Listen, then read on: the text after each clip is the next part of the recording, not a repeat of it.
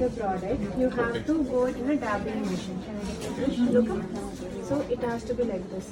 Slowly, slowly, slowly, slowly. Smooth liner. You can see the smooth finish now. Okay, ma'am. Okay, see this side. See this side. Even if I stretch, it's going to be sharper. தூரமால. Okay, இந்த pressure. இந்த மாதிரி நீங்க என்ன பண்றீங்க? இப்படி பண்றீங்க. Results மாத்துறீங்க. இவ்ளோ distance வேண்டாம். டிஸ்டன்ஸ் வந்து கிட்டவே போகலாம். எப்படி பண்ணுங்க? இல்ல கொஞ்சம் தைரியமா பண்ணுங்க. கான்ஃபிடென்ட்டா. கரெக்ட். கோடு போட்ட மாதிரி இருக்கு. மர்ஜ் பண்ணுங்க.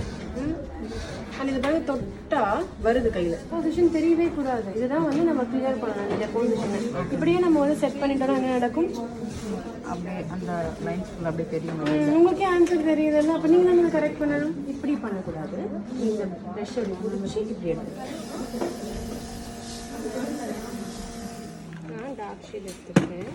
ஏன்னா உங்களுக்கு அது ஃபயர் இல்லை. நம்மளுக்கு ஃபவுண்டேஷன் எவ்வளோ கவரேஜ் கொடுக்குது, எவ்வளோ கவரேஜ் கொடுக்கலன்ற ஒரு ஐடியா கிடைக்கும். பாருங்க, நோஸ்ல வேற கலர்ல இருக்கு, இந்த இடம் வேற கலர்ல இருக்கு. ரீசன் என்ன? ஆரஞ்சு தேவையே இல்லாத இடத்துல நிறைய இருக்கும்.